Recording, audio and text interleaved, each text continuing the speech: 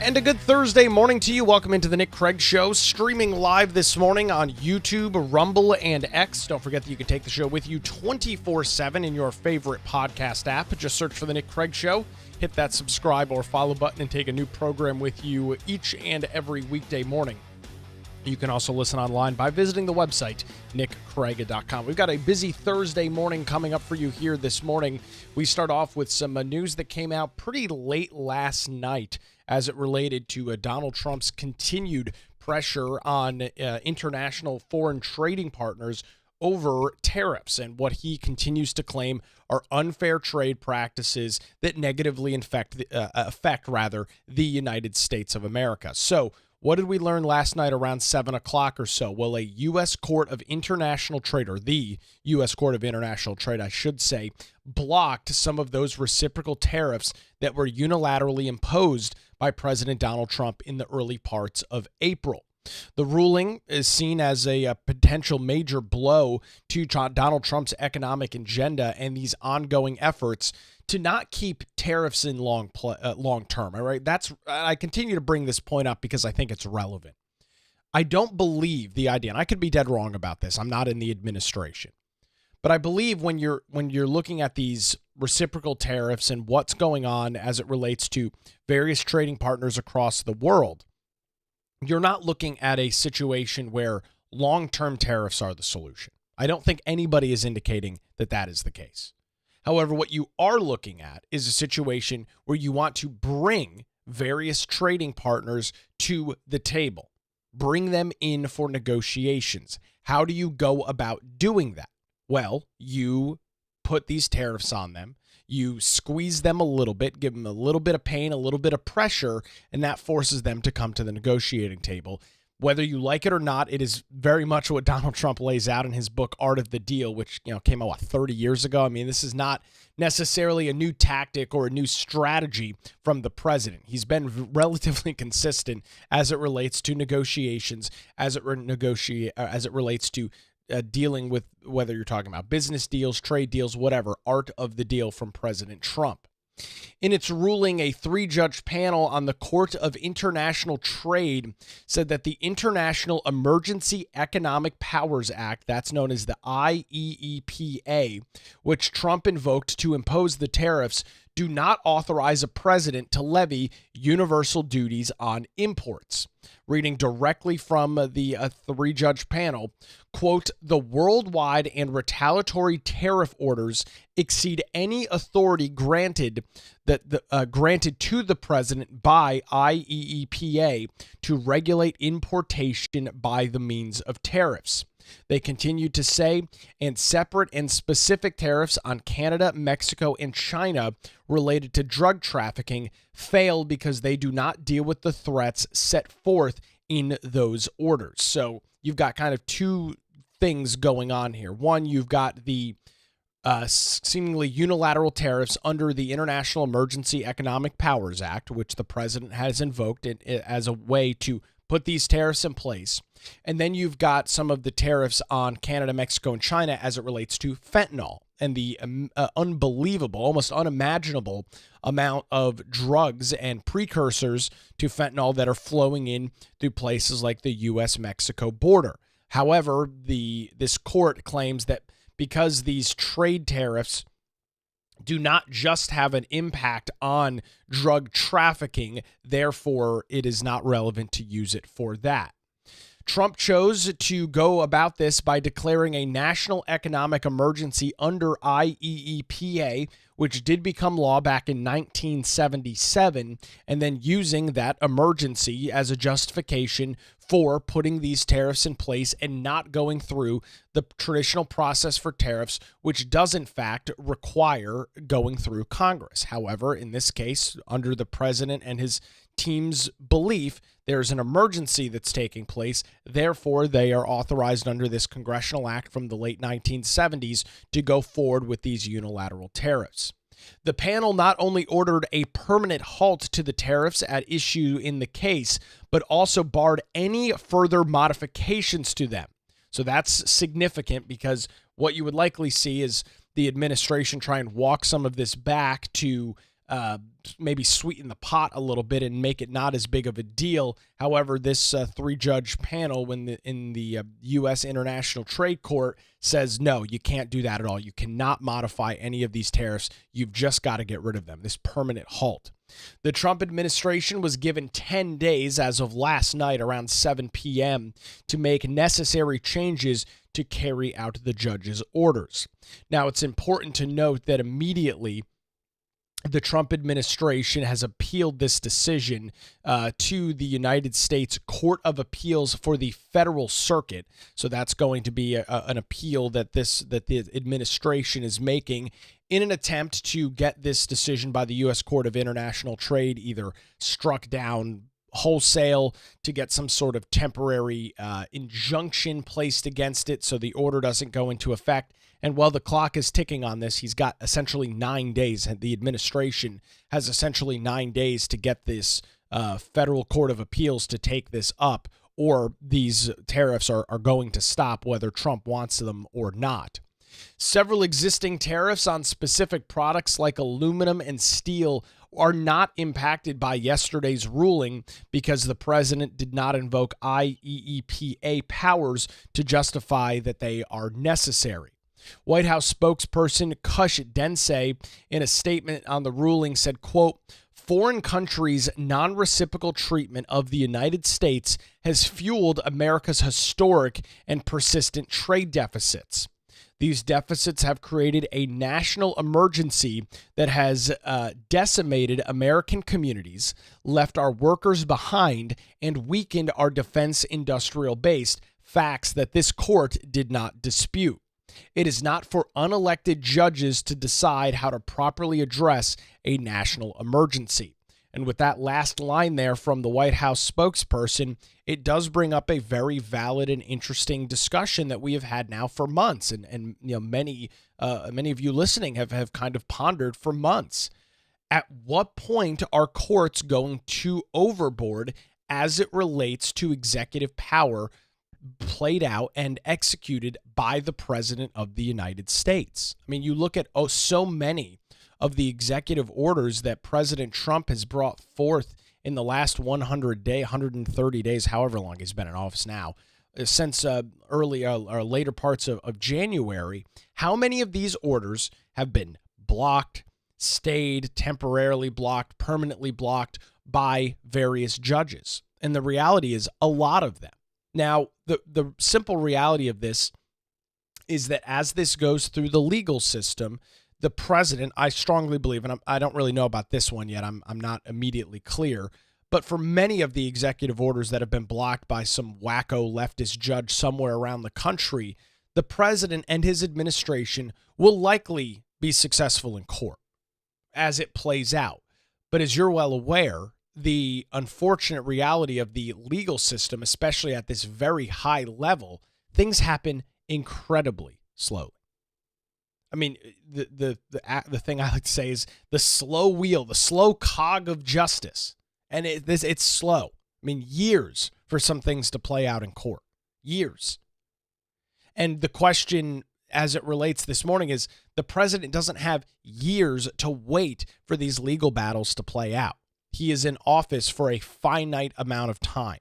Right? His term is up in 2028, and new leadership will come into the Oval Office, whether that be a Republican that will hopefully continue pushing many of the same agendas and policies, or a Democrat who will scrap all of it and go back to all of the crazy wacko nonsense that the left believes are such winning political issues for them, right? So that's kind of the dichotomy that you're looking at with many of these executive orders. When you've got judges that unfortunately many have inserted themselves into a process in which they have no control over. I don't think that's the case here with the Court of International Trade. This seems to be a realistic response from a court as it relates to international trade. This is something that they deal with. I would argue it's in their jurisdiction. Now, Trump is going to appeal this. Apparently that process has already begun. And in all likelihood, this case ends up in the United States Supreme Court, with the Supreme Court ruling that whether or not the president has this authority as authorized by Congress back in 1977. right? That's going to be the question and issue at hand. The president knows, and everybody else knows, that he can't just put tariffs in place willy-nilly. He does not have the authority to do that. However, under this congressional authority from the 70s, if he believes that there's a national emergency, which it would appear obvious he does based on everything that he has said, all of the various discussions that he's had publicly during the campaign, now since being back in the Oval Office, that he in fact feels that it's a national emergency, that there is a significant threat to the U.S. economy. He is attempting to rectify that by bringing various countries and various trading partners to the negotiating table to find a better trade deal for the United States. It's a valiant effort. I still find myself kind of on the fence as it relates to tariffs. I understand what the president is saying. I get the arguments that he makes. On the other side, there's no argument that tariffs immediately have an impact on middle-class American consumers. It is nearly impossible, I would argue almost completely impossible, to micromanage a national trade economy. And I'm somebody that would consider myself a more of a free market capitalist. And there's no question about it. Putting tariffs in place is completely antithetical to free markets. I mean, it's the complete opposite. It's not a free market. Now, the president will claim, and I think has some justification when he claims it's not free trade anyway, because these countries and many companies are taking advantage of the United States. Right? So that's the back and forth argument. I don't find myself sitting on the fence on many issues. This is one where I absolutely am, and I'm not ashamed or afraid or whatever to admit it. I'm going to be perfectly honest and perfectly blunt with you about it. I'm very much in the middle on this. I see and I understand both sides. And so I don't know that I have a strong opinion one way or the other. I'm not a fan of many of these tariffs going in place, but at the same time, I do understand the argument that the president and his team continue to make. One of the lead plaintiffs in the case, Oregon Attorney General Dan Raisfield, called the ruling a victory not just for Oregon, but for all working families, small businesses, and everyday Americans. The Oregon AG saying President Trump's sweeping tariffs were unlawful, reckless, and economically devastating. Now, let me stop on this statement. We're talking about the AG from Oregon, which has some of the most expensive taxes in the United States of America. A state that has some of the most restrictive policies as it relates to business. Oregon, seated nicely up there on the left coast between Washington and California, as you get closer and closer to the coast, especially cities like Portland, is a progressive hellhole. That's a beautiful state from all accounts, I'll admit I've never been there, but from everything I've seen about Oregon, seems like a very pretty state. But their policies in that state are a disaster, like many left-wing policies that you continue to see out of states like California, New York, Washington, Illinois. The list goes on and on and on. So for the Oregon Attorney General to talk about things being economically devastating and how this is a win for working families and small businesses is just complete and total nonsense. You can't tell me that your concern is working families and small businesses when your same political party is pushing the Green New Deal scam out of the federal government back just a couple of years ago. Pushed the Inflation Reduction Act, which ballooned government debt and did not cut down on inflation in any way at all. Right? You guys have to pick a lane on this stuff. You can't tell me as a Democrat, of which the Oregon Attorney General is, you can't tell me as a Democrat that you are so freaking concerned about working families, small businesses, and everyday Americans while you continue to push policies that make it more expensive to live, more expensive to operate a small or large business, more expensive to buy a home, rent an apartment, find some sort of shelter or housing. You can't tell me you're concerned about that stuff. You're just not. If you were, you would divorce yourself from some of your ridiculously onerous policies like you've got in places like California, Oregon, Washington, Illinois, Michigan, New York. The list just goes on and on and on and on. So I'm sure that's what the Oregon Attorney General feels as it relates to this, because it's a good win against the man, right? Orange man bad is getting slapped down in court, so that's a win for him. But don't gaslight me. Don't blow smoke up my ass as a Democrat that you care about small businesses, everyday Americans, and working families. You're not going to be successful in that at all. Just not even close. It is the quintessential definition of gaslighting.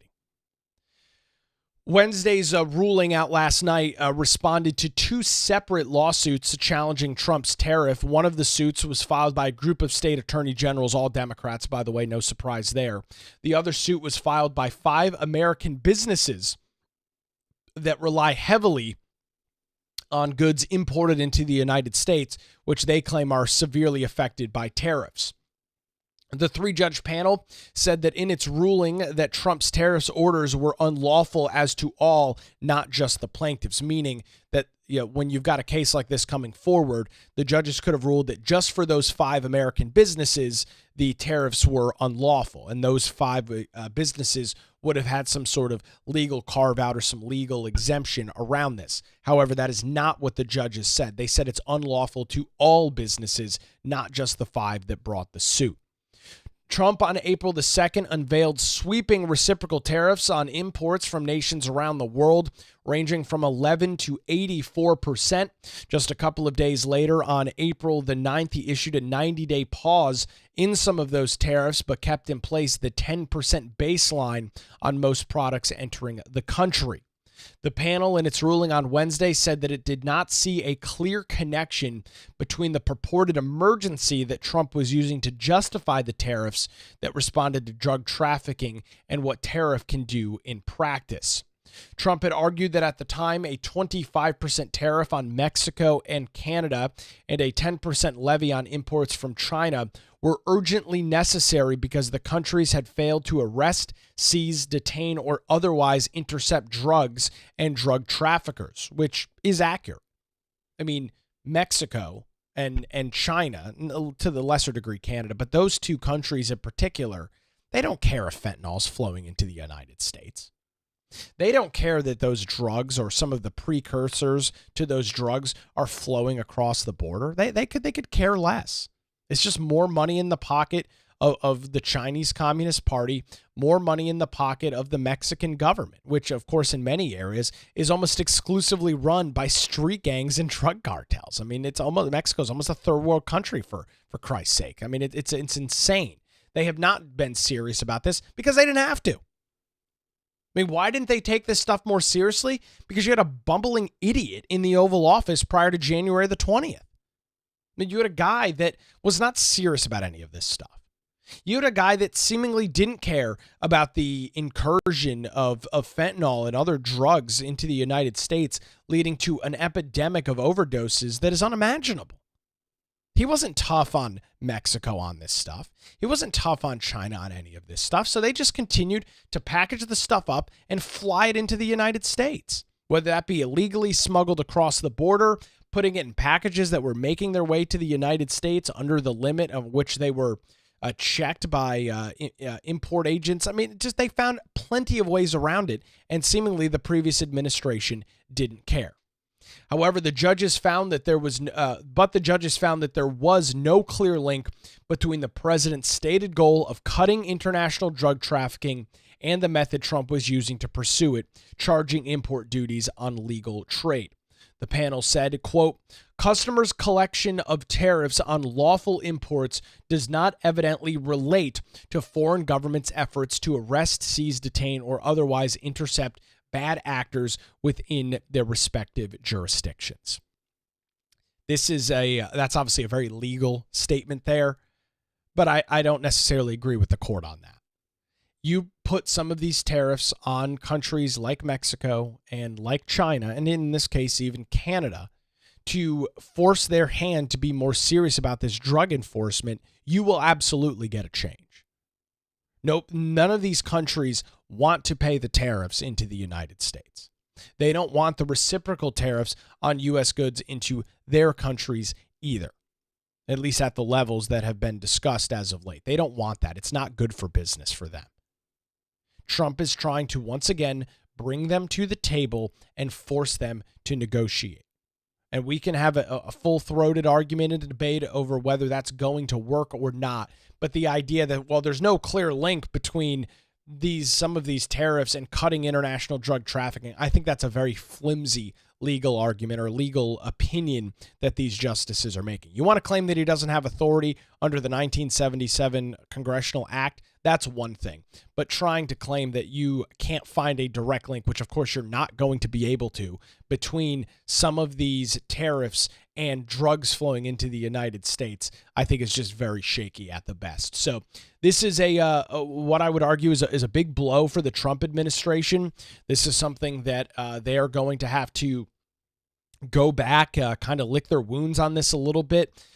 If they want to continue with this stuff, push forward with the appeals process in the United States, a federal court of appeals, and figure out how to continue with some of this stuff. I mean, we've seen some of the commentary from various members of Congress with attempts to step in and put a pause on some of these tariffs. And one of the avenues here for the president is going to Congress, going to the House, going to the Senate, demanding some of these tariffs be authorized by Congress and browbeating them through that way. I don't think he'll necessarily be successful with that. The tariff discussion is something that I believe from a political standpoint is not incredibly popular. I mean, we looked at and I'll pull it up again here this morning. We looked at the newest Carolina Journal poll that was out last week, and it looked at things like tariffs. And when you look at the question that was asked in the Carolina Journal poll, here it is. How likely do you think it is that higher tariffs on imported goods will result in you paying more for the products you buy? You've got 75.5% of people saying likely, 56.2% saying very likely, 19.1% say somewhat, and less than 20% saying unlikely.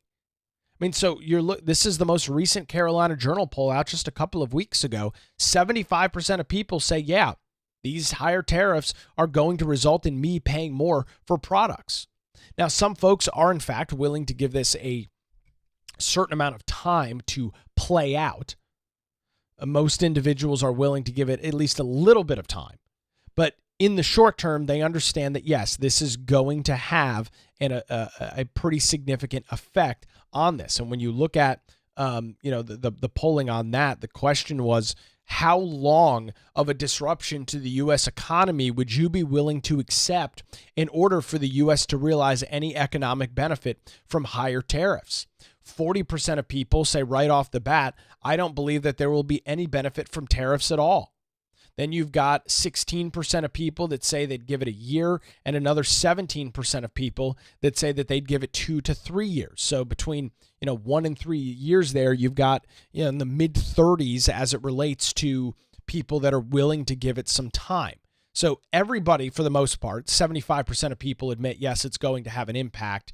You've got 40% that say, however, there's not going to be any gain for the United States, and about 35% that say, I'm willing to give it 1 to 3 years for some of this to play out. And then, another question on this as well. Which of the following statements come closer to your view on tariffs proposed by President Donald Trump? 48.5%, the overwhelming majority, say tariffs raise consumer prices and hurt businesses that rely on imported goods and raw materials. Then you've got 40% that say tariffs are necessary to protect American industries and reduce dependence on foreign countries. And I bring all of this up and show you some of that data this morning because the Trump administration now has essentially two avenues. Play this out in the legal system, which they will obviously do, but is likely to take a significant period of time. I can't imagine that the U.S. Court of Appeals is going to issue a temporary stay and block this in the next 9 days. These tariffs are likely going away. I guess 10 days from yesterday would put us at next Saturday, the 7th of June. Those tariffs are probably going to stop. I mean, if I had to bet dollars to donuts this morning, I would strongly say that those tariffs will not be in place at the end of the first full week of June, just based on the legal process and how something like this is likely to unfold. That's just probably going to be the case.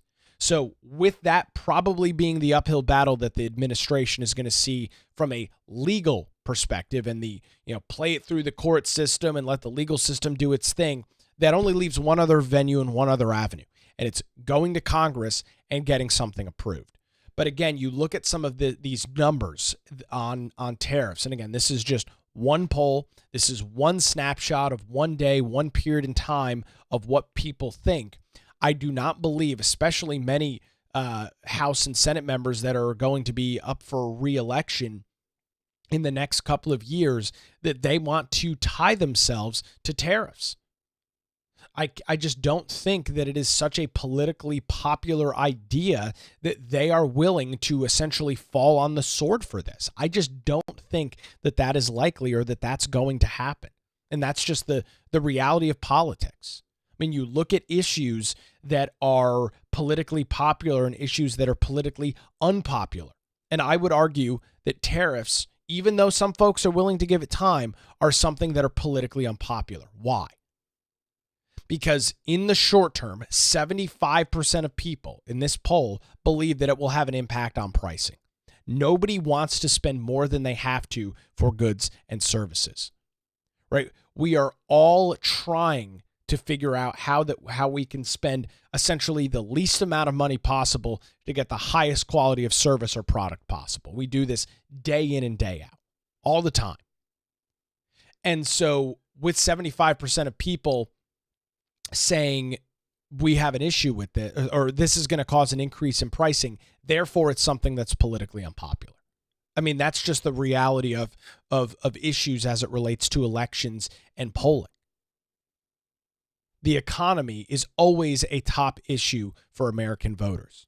And in this case, we saw what happened with the previous economy under Joe Biden. We saw how the previous administration's failure to deal with economic pressures caused the Democrats to get absolutely annihilated in the election last year. One of the largest drivers, I would argue probably the largest driver, was the economy. Right? It's the economy, stupid. You've heard that line ad nauseum for the last, 40 years, I guess, or probably 35 years since that was originally said. It's the economy, stupid. And so that's kind of the battle that Trump's playing out right now. I don't know which avenue he'll take. I don't think Congress is likely to take something like this up, especially those that have midterm elections next year, which, of course, if Trump goes that avenue, Senator Tillis will absolutely be against these tariffs. There's no argument about that at all, that he will not be in favor of pushing something like this forward. And so that's where we stand this morning. Getting some comments in on our live chats over on YouTube and Rumble. Leslie is commenting over on YouTube and says, "We have been subsidizing other countries for years, with them much higher than U.S. tariffs. It will level itself out over time with Trump's negotiation and deals." I agree with you. It will absolutely level out. The question this morning is not whether the president should or should not do these tariffs. The question that's being asked is it legal for him to do it through this IEEPA, which was passed back in the 1970s. Some comments coming in on Rumble. Let's just keep everything going the way that it is then. Obviously, a crash is what people want, and I don't mean a stock market crash. I mean a societal crash. Let me be clear with this. I'm not advocating for the president to get rid of his tariffs. That's not what I'm saying at all. I'm laying out for you what is in front of him right now. And what's in front of him right now is the slow wheels of the legal system or trying to go through Congress. Those are his two avenues. If you are somebody that is in favor of these continued tariffs, if you are somebody that feels strongly that these countries need to be squeezed and need to have some pressure put on them to come to the negotiating table to get a better deal for the United States, those are your two vehicles right now. You fight this out in court, which is going on right now. And then secondly, you've got taking it through Congress.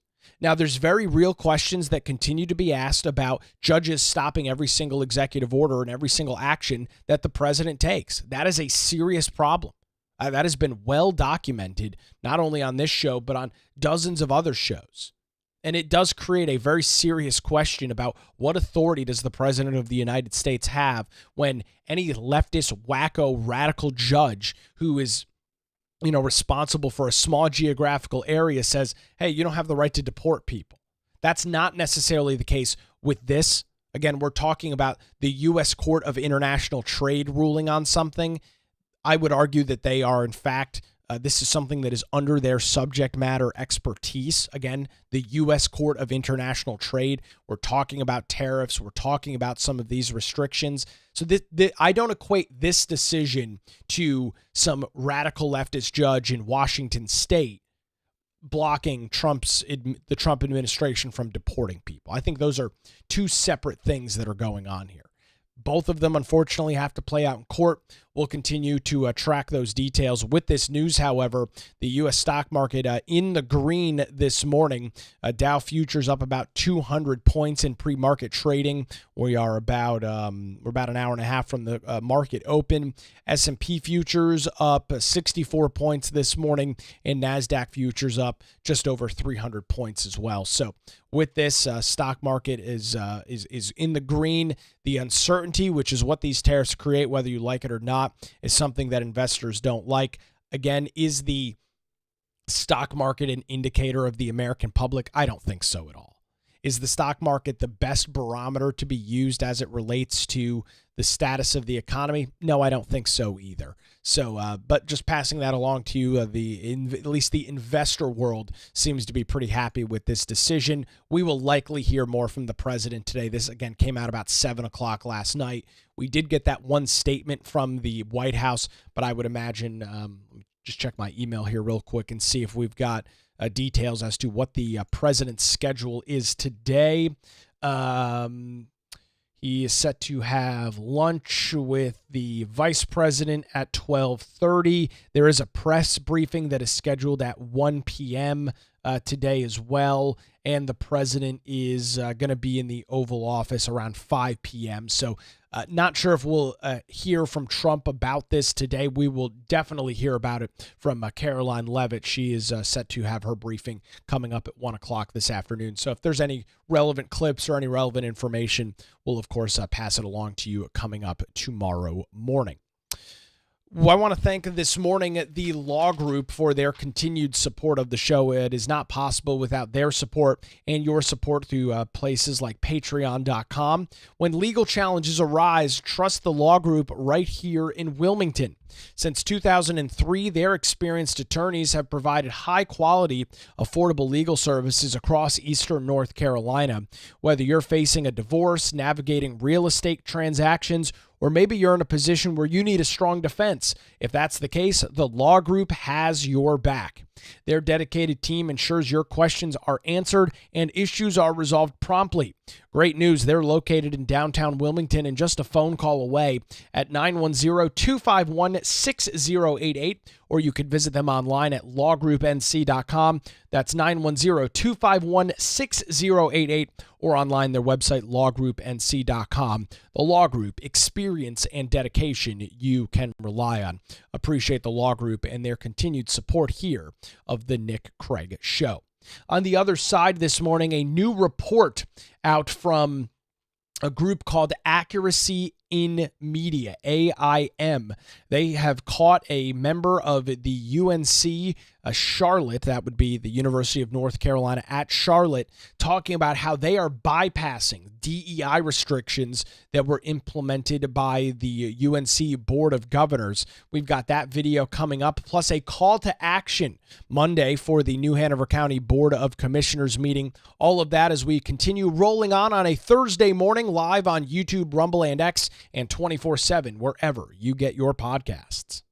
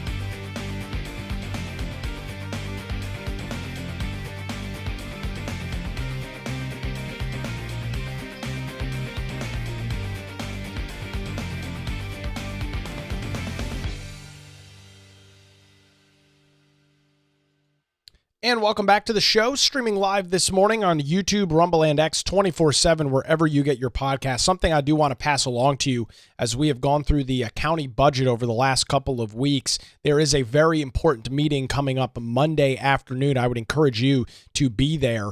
This is a county commission meeting Monday, June the 2nd, 4 p.m. is when that is scheduled to take place at the New Hanover County Historic Courthouse. That's downtown 24 North 3rd Street in downtown Wilmington. There will be a public comment period on the county budget, which, as we talked about last week, is going to include a massive increase in your property tax bill. I'd encourage you to rally yourself, rally your friends, rally your neighbors, get to that meeting 4 o'clock on Monday and make your voice heard on this. The county commissioners seem to be, at least some of the members, Bill Rivenbark, Rob Zappel, and Stephanie Walker seem to be hell-bent on increasing your taxes. Show up at that meeting and voice your displeasure with the county budget as proposed right now. 4 o'clock on Monday, that's June the 2nd, at the courthouse downtown. Sign up. Make sure you've got a couple little words prepared for that. Sign up to speak and make sure your voice is heard, and tell the county commissioners you are not interested in paying potentially thousands of dollars more per year in your property taxes. I'll be at that meeting on Monday. I'll be speaking there, and we'll have a full analysis, full recap coming up for you next Tuesday morning. Caught a very interesting clip earlier today. It was actually published last night over on YouTube by a group called Accuracy in Media. This is a group that's similar to like Project Veritas and some of these other entities, goes undercover and exposes what is going on inside of organizations, inside of institutions. And unfortunately, the headline over there today is UNC administrator admits that she uses finesse, that's the word she uses, to evade diversity, equity, and inclusion bans. I'll remind you, back in May of 2024, the UNC Board of Governors, which is in control of the entire UNC system, all of the state UNC schools, banned diversity, equity, and inclusion. Now, here is the reality of it. And we knew this was going to happen, but it's interesting to see it in practicality. These leftist entitled people in the UNC system are never going to stop with DEI. I mean, unless you literally throw them in cuffs and throw them in jail, they are going to continue with diversity, equity, and inclusion. It is something that they morally believe is right, and it is something that they will push for to the death. Now, they've been called out on this, and most of these schools have had to get rid of their DEI departments. However, this undercover video shows exactly what many of you would likely have suspected is the case. They are getting rid of the name diversity, equity, and inclusion, but they are continuing to push the agenda in other forms. I think this video is very interesting to watch. Here it is in its entirety from Accuracy in Media. The headline, or the title of the video, "Caught on Tape, UNC Administrator Admits That They Ignore DEI Ban." If you're looking for a outward DEI position, not going to happen. Some of your staff is still pushing DEI in defiance of the Board of Trustees ban. But if you are interested in doing work that is covert, there are opportunities. So we just met with Jennifer Troyer, the provost of the University of North Carolina, Charlotte, and we confronted her with the fact that their staff was caught on hidden camera bragging about pushing DEI in defiance of the Board of Regents ban. Hi, Ms. Troyer. Yes. I'm Adam Gillette with Accuracy in Media. How are you? Good. We received a report that some of your staff is still pushing DEI in defiance of the Board of Trustees ban. I'm not talking to you. I don't know why you... So this is Janique Sanders. It sounds like you guys can't even do that here. It sounds There's been a like lot of changes. So the individual in the video is Janique Sanders. She's an assistant director of leadership and community engagement at Charlotte. Replace and repeal. oh hey that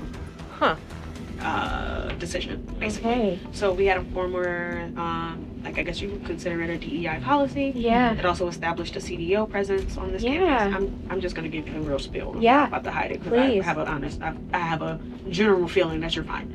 And that you won't go back and say like, hey, she taught me about all the stuff. She said the word of the year is finesse. They're going to continue doing the work, but they're just going to finesse the language. Are you familiar with this? Are there things happening? Yes. love okay so it's equity work is still happening on campus but like Yeah. So we've renamed, we've revised, we've calibrated, so to speak. Mm-hmm. Yeah, because language changes, right? But the people who have to be in the presence of and in the space don't change. No. So Smart. I think the guys that it's like leadership. In order to lead diverse groups of people, you have to know about diverse groups of people. We don't have to call them diverse groups of people, but we can just say that everybody has different stocks of knowledge.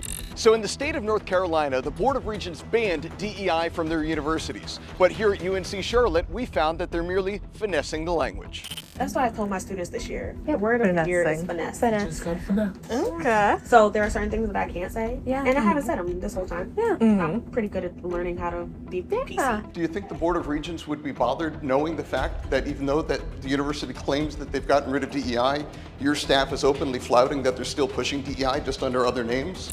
I'm also just really dedicated, I guess, this is the word, to making sure that our students feel loved and supported. I could care less about whatever you want to call my office. Come on. All of that's going to change regardless. Exactly. If I was going to merge or shift or change, Something. maybe in 15 years, like, it's going to be something different anyway. Language, Just like, it always. evolves. Always. We don't use the same language we used 5 years ago. Exactly. Always evolves, yep. Even though some people still want to. Oh. But with that being said, but with that being said, one of the things that I always think about is how can we address those issues and those conversations, but in a way that's PC. Did you know about any of this happening? Do you have any comment or any thought on this at all? What do you say to the taxpayers who don't want DEI at their publicly funded universities? Those are some of the things that are happening. If you're looking for like a outward DEI position, not to happen. Yeah. Okay. But if you are interested in doing work that is covert, there are opportunities. Okay. So covert. So like, Yeah, what does that look like? think about okay. this way. We're thinking of student success, student retention. No comment for the taxpayers? Are you going to continue finessing things like Miss Sanders? In the last one, and a one step ahead. Because why? Because they've been one step It was 73. That is they can say, I feel impressed. So now, I'm a very analytical person. So now, it's quite possible that we have to find new ways to There address. is not Almost like close. There you go. It's up the opposite direction. May I help you with something? Sure. Have you talked with University Communications? We tried to thank you find very them. much. Will you take us to them? If you want to take action right now, click on the link below this video where you can send one message that goes directly to the email addresses of the Board of Regents of this university. They're the ones who said DEI shouldn't be pushed anymore, and they deserve to know that the law hasn't changed things. So pretty not really. I was texting earlier this morning with a friend of mine, and I said, this video is pretty interesting, but not necessarily surprising or shocking. And it's not, right? Because we know how leftists operate.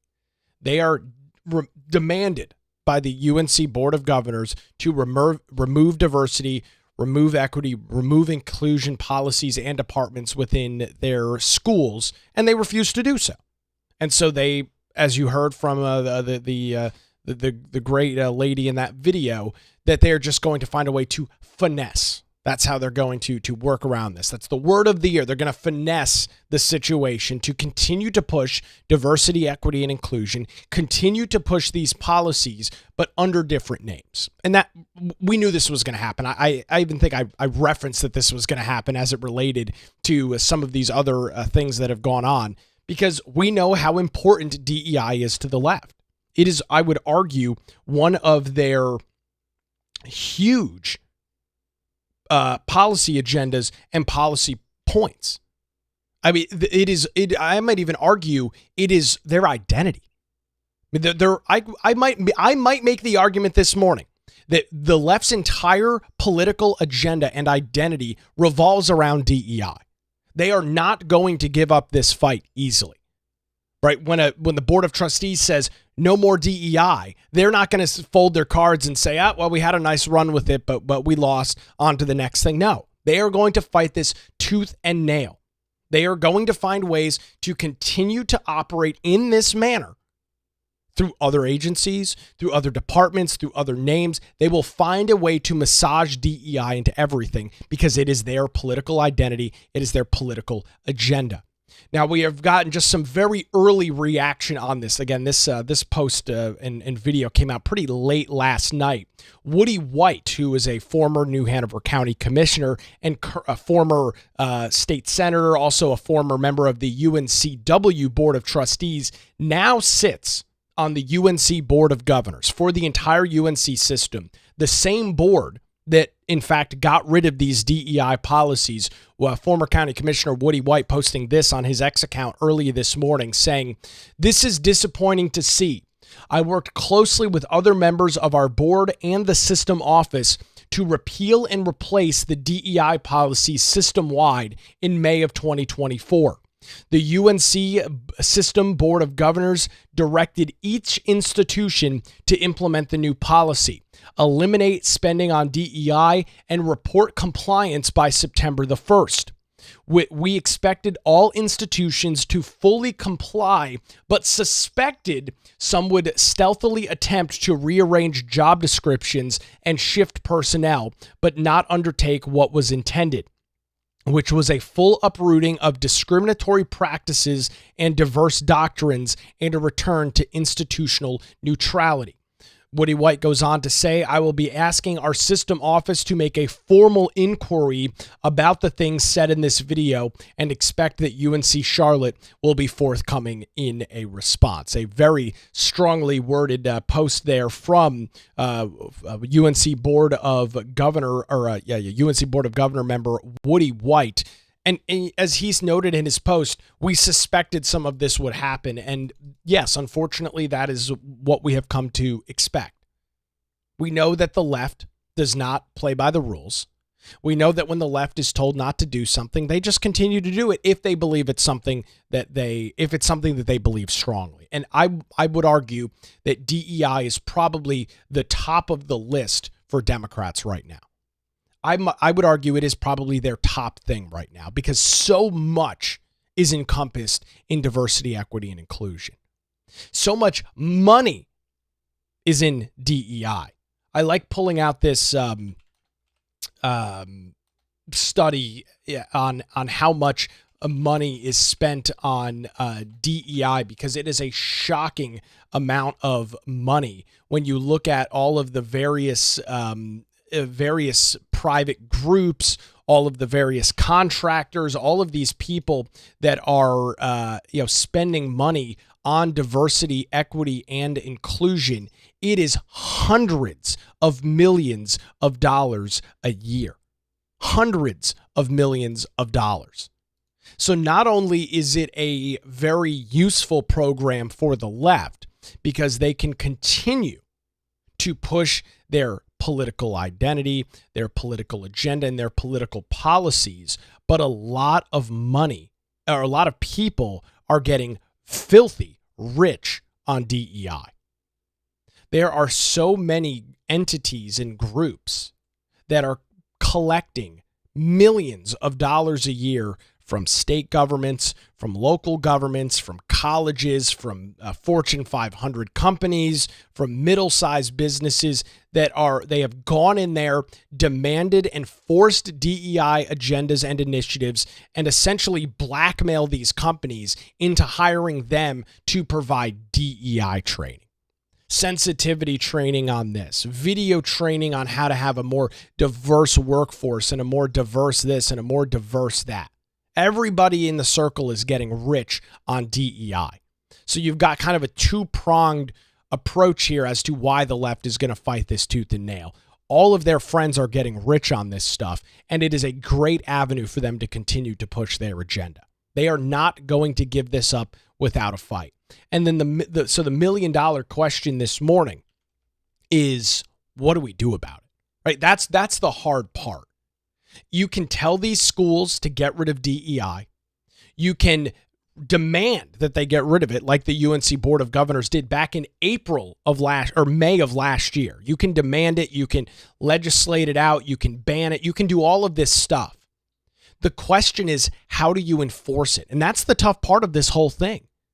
I mean, outside of these undercover videos, outside of these various groups going into schools like UNC Charlotte or UNC Wilmington or whatever other UNC school and finding somebody that is willing to essentially blow the whistle on this thing, not publicly, but say it in a private video recording, how do you have oversight on this?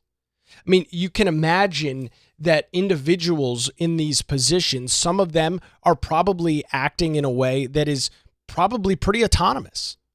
Right? They get the memo from their chancellor, from the directors that say, you've got to get rid of your DEI department. They say, okay, we've done so, we've done it. And they're probably just acting as was noted in the video, acting as covert agents, acting undercover, flying under the radar.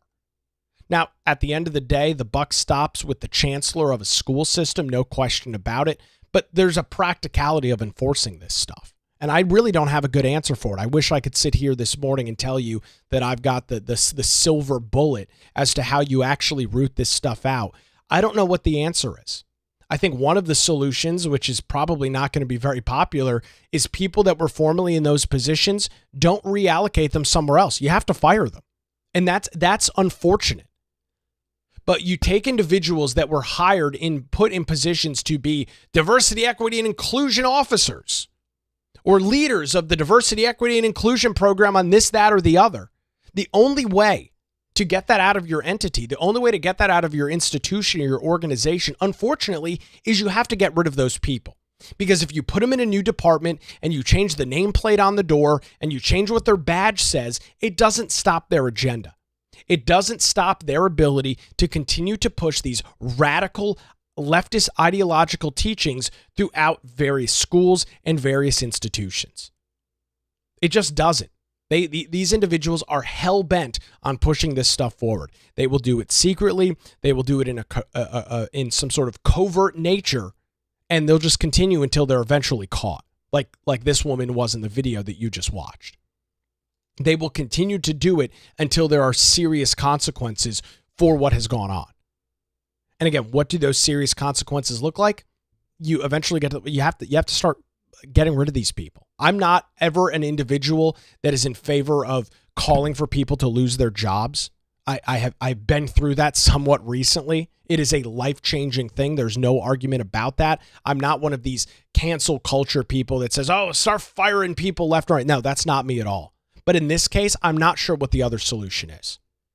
I mean, outside of bugging every single office and room within every UNC school so that you can listen in on every single conversation and make sure they're not talking about DEI, I don't know what else you can do. I'm going to be very, very curious to see how the Board of Governors responds to this. As I read the tweet there from Woody White, he's going to be asking the system to do a formal inquiry. I can't wait to see what that looks like and what UNC Charlotte's response is.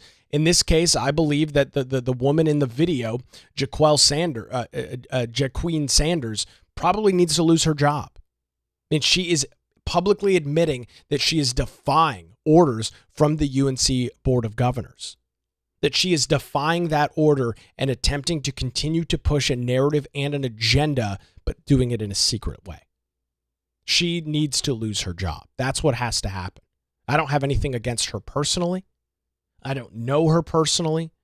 But when you've got people that are willing to fly in the face of the directives that are coming down, directives from a governing body like the UNC Board of Governors, I think you start to tread into a territory where you have to seriously question whether these people are capable of doing their job without pushing that narrative. My strong opinion this morning is that somebody like this is not.